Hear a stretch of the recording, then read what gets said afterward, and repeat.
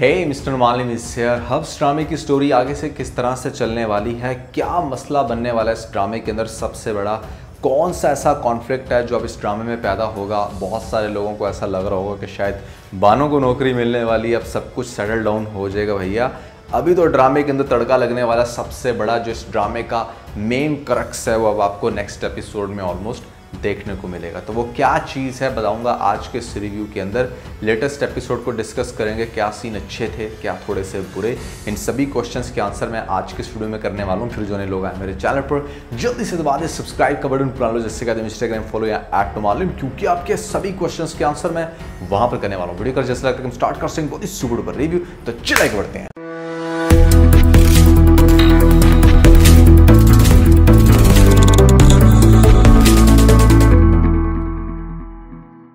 अच्छा, मैं गौर कर रहा था बहुत सारे लोग आयशा को बैश कर रहे थे। एक एपिसोड पहले तक मैं खुद भी काफ़ी क्रिटिसाइज़ करता हूँ, लेकिन अब जब ड्रामा थोड़ा सा प्रोसीड हो चुका है तो इस पॉइंट पर जहाँ पर आयशा तलाक तक मांग लेती है बासित से, तो क्या वो सही है या गलत है। तो देखें, जब भी आप एक रिलेशन बिल्ड करते हैं, as long as you are not building that husband wife relation, और वहाँ पर आप फिजिकल नहीं हो रहे अपनी वाइफ के साथ, then you can definitely expect anything from her. वो आपसे तलाक डेफिनेटली मांग सकती है, कह सकती है कि ठीक है आप उसको आज़ाद कर दो। हाँ, अगर वो सिर्फ इस वजह से नौकरी करना चाह रही है कि मतलब वो अपने घर को सपोर्ट करना चाह रही है, या वैसे ही वो घर में अपने आप को कैद फील कर रही है, दैट्स समथिंग एल्स। उस केस में हम आयशा को गलत कह सकते हैं। लेकिन अगर हस्बैंड वाइफ का रिलेशन ही नहीं बन पा रहा, तो फिर वहाँ पर पार्टनर्स को अलग होने की पूरी लॉ भी जो है वो परमिशन देता है, और इस्लामिक पर्सपेक्टिव से भी देखा जाए तो आप अपने हस्बैंड से तलाक मांग सकती हैं। तो इसलिए इस पॉइंट पर आप आयशा को ज़्यादा क्रिटिसाइज मत करें। यस, बासित को अब आहिस्ता आहिस्ता रियलाइज़ हो रहा है, इसलिए आपने लेटेस्ट एपिसोड में देखा कि वो आयशा को बाकायदा घर से लेने जाता है, फिर थोड़ा बहुत हंसना भी शुरू हो गया। नेक्स्ट एपिसोड में आयशा जब उसकी बर्थडे को प्लान करेगी या वो खुद से थोड़ा सा इंटरेस्ट शो करवाएगा, तो जब बर्थडे का सीन आपको दिखाया जाएगा वहाँ पर काफ़ी खुश होंगे, माँ भी प्राइज़ देगी। आयशा और बासित साथ में बहुत अच्छे लग रहे हैं, माँ इस चीज़ को बहुत अप्रिशिएट करेगी। लेकिन हमेशा की तरह आपको पता है कि बासित बहुत ज़्यादा माँ के साथ रूड बिहेवियर अपनाता है, और नेक्स्ट एपिसोड में वो इस हद तक तजलील करने वाला अपनी माँ की कि जब उसको शायद बर्थडे का कोई गिफ्ट मिलेगा तो कहेगा कि इस प्राइस का मैं क्या करूं, क्या ये उसका नेमल बदल हो सकता है जो बचपन में आप मेरे साथ कर चुकी हैं, मुझे वो बचपन का प्यार, वो खुशी मिल सकती है। तो जब इस तरह की बातें करेगा अपनी माँ के साथ, ख़ास तौर पे वो ये कह देगा कि एक औरत जो मेरे बाप को छोड़ चुकी थी आज भी मेरी माँ कहलाती है, तो हो सकता है कि नेक्स्ट एपिसोड में आपको बासित की माँ को खुदकुशी करते हुए दिखाया जाए। वो कुछ ऐसा खा ले, नींद की गोलियाँ बहुत ज़्यादा खा ले, जिसकी वजह से आपको बासित की माँ की डेथ दिखाई जा सकती है, और बासित की माँ के मरने के बाद एटलीस्ट इसके अंदर एक चेंज आएगा। लेकिन आपको तब तक ये दिखाया जा सकता है कि यहाँ पर जो आयशा का कैरेक्टर ना वो बहुत बुरे तरीके से ये स्पॉइल कर चुका होगा, और कहीं ना कहीं लेटेस्ट एपिसोड में भी वो जो सीन दिखा दिए जहाँ पर ये बासित के फ्रेंड के साथ खाना खा लेती है। बेशक उसने डिनर अरेंज करवाया था दोनों का, लेकिन आप कभी भी अपनी वाइफ को किसी दूसरे मर्द के साथ, अपने दोस्त के साथ इस तरह से अलाउ नहीं कर सकते, करना चाहिए ही नहीं। अगर आप कर रहे हो तो आप कुछ भी एक्सपेक्ट कर सकते हो। तो हो सकता है कि वो जो कमी बासित पूरी नहीं कर पा रहा वो अब उसका दोस्त पूरी करे, और यहाँ पर आयशा उसकी तरह इन्फ्लुएंस हो जाए, ये एक पॉसिबिलिटी है। और दूसरी एक बड़ी वियर्ड सी पॉसिबिलिटी ये भी माइंड में आती है कि जहाँ पर बानो अब चूंकि बासित के ऑफिस में काम कर रही है तो बानो और बासित का पेयर बन जाए, लेकिन ये बहुत कम चांसेस पे है। देखने को तो आपको यही मिलेगा कि अब बासित ने आगे जाके अपना बिहेवियर ग्रेजुअली बेहतर करना है, लेकिन माँ को वो दरमियान में खोजेगा। तो पहले बाप का सेटबैक, फिर माँ का सेटबैक, और फिर आगे से आपको ये भी दिखाया जा सकता है कि यहाँ पर अनफेथफुल हो गई है बासित की बीवी आयशा, जिसका उसे हमेशा से डर था, इनसिक्योरिटी थी। तो ये सारी चीज़ें उसको बहुत बुरे तरीके से हिट करने वाली। अच्छा, ये जो मैं बार बार हस्बैंड वाइफ के रिलेशन की बात करूँ ना, इसको बड़ा क्लियरली सुना जा सकता है नेक्स्ट एपिसोड के टीज़र में, कि जहाँ पर आयशा ये क्लेम करती है कि उसको तो औरत का एहसास ही नहीं है कि वो एक इंसान है, उसके कुछ जज्बात हो सकते हैं, उसके सराउंडिंग में कौन है उससे कुछ फ़र्क ही नहीं पड़ता। वैसे ये बड़ा रेयर केस है कि मतलब जहाँ पर एक इंसान को, एक मर्द को ख़ास तौर पर सिर्फ माँ का प्यार ना मिला हो, तो वो औरत से ऐसा ही बदजन हो जाए कि अपनी वाइफ के साथ कोई रिलेशन ही ना बना पाए।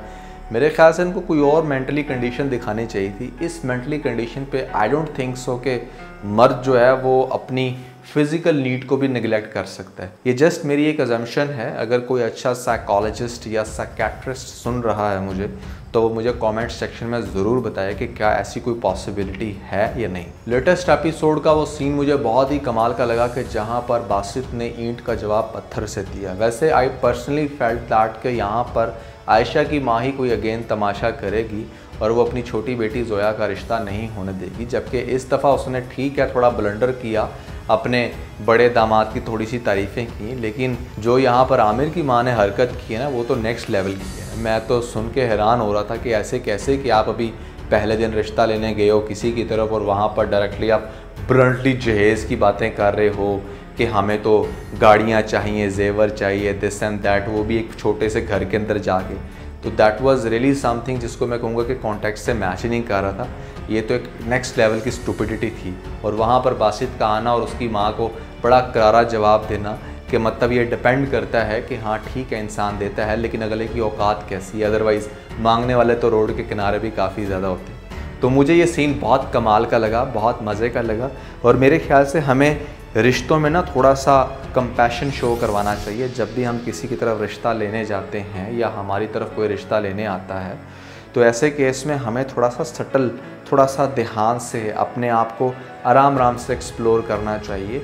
ये जो हम एकदम से ब्लंटली चीज़ें बोल देते हैं, आई डोंट थिंक सो कि इस तरह की चीज़ें भी होती हैं, लेकिन अगर हो रही हैं तो इसको अगर वक्ती तौर पे कोई मान भी लेगा कि ठीक है हम इतना पैसा दे देते हैं, गाड़ी दे देंगे या घर दे देंगे, तो वो कहीं ना कहीं बाद में आप वो जो कपल बना रहे हो अपने बच्चों का, उनके लिए ही प्रॉब्लम्स क्रिएट करेगा। लड़की पैसा लेके आई होगी तो लड़के को ताने देगी, और अगर ऐसे में लड़की कुछ नहीं लेकर आएगी तो लड़का ताने देगा कि हाँ तू तो कुछ लाई नहीं।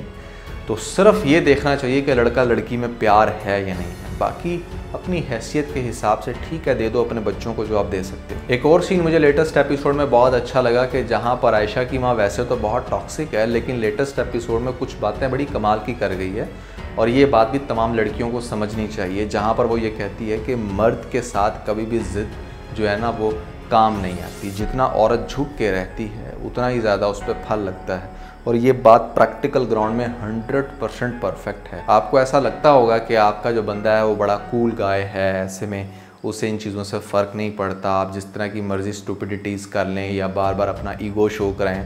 देखिए मर्द की एक अपनी नेचर है जो कि डेफिनेटली रिफ्लेक्ट करती है और आपके केस में भी ज़रूर करेगी। तो थोड़ा बहुत आप अपने आप को डाउन साइड पे रख के अगर चलेंगे मर्द की डोमिनेंस को अंडरस्टैंड करते हुए, तो लिटरली मर्द आपको ज़्यादा हुक्मरानी देगा, आपको ज़्यादा पावर देगा। जो पावर आप खुद से अपनी बनाने की कोशिश करते हो ना कि yes this is our power, हम ये कर सकती हैं वो कर सकती हैं, वो शायद आप खुद से उतनी ना बिल्ड कर पाएँ जितनी आप मर्द को थोड़ी सी डोमिनेंस का रियलाइज़ करवा के हासिल कर सकते हैं। यानी कि आपके पास ईजी वेपन है जिसको आप लोग इस्तेमाल नहीं करते, आपको वो करना चाहिए। ओवरऑल लेटेस्ट एपिसोड खासी मज़े की लगी मुझे, काफ़ी ज़्यादा इंटरेस्ट डेवलप हुआ और ख़ास तौर पे 2 पार्ट्स लॉन्च हुए थे, तो मैं काफ़ी इंजॉय किया लेटेस्ट एपिसोड को। अब ये है कि नेक्स्ट एपिसोड के अंदर मज़ीद काम थोड़ा सा इंटरेस्टिंग होने वाला है। यहाँ पर बड़ा कॉन्फ्लिक्ट पैदा होगा वो हस्बैंड वाइफ के रिलेशन वाला, साथ में अनफेथफुल हो सकती है हमारी आयशा, और तीसरे नंबर पे यहाँ पर अब बासित की माँ की मौत। सो ये सारी चीज़ें मिलकर ड्रामे को मज़ीद इंटरेस्टिंग बना देती हैं।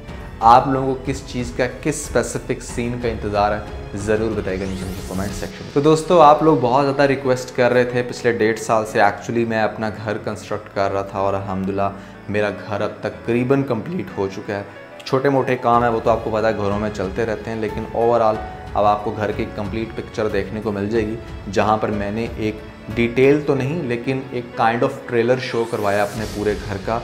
अगर आप मेरा हाउस टूर की वीडियो देखना चाहते हो तो ऊपर लिंक मिल जाएगा, जल्दी से लिंक पर क्लिक करके वीडियो देख के अपना फीडबैक मुझे ज़रूर दीजिएगा। तो आज का बस इतना। अगर आपको इस वीडियो के अंदर कोई एक पॉइंट बच रहा तो आप इस वीडियो को लाइक ज़रूर कीजिएगा और अपने दोस्तों के साथ ज़्यादा से ज़्यादा वीडियो को शेयर करने की कोशिश करें, स्पेशली उन दोस्तों के साथ जो पाकिस्तानी ड्रामास के बहुत बड़े फ़ैन हैं। वीडियो अच्छी लगी तो सब्सक्राइब के बटन के ऊपर ज़रूर क्लिक कीजिएगा और कमेंट सेक्शन में मुझे अपना फीडबैक देना मत भूलिएगा। और ये सारे काम करने के बाद आप बेल आइकन को ज़रूर प्रेस कर लीजिएगा ताकि लेटेस्ट अपडेट आप लोगों को सबसे पहले मिल सकें। इसके साथ ही अपना बहुत सारा ख्याल रखें। Stay motivated and God bless you.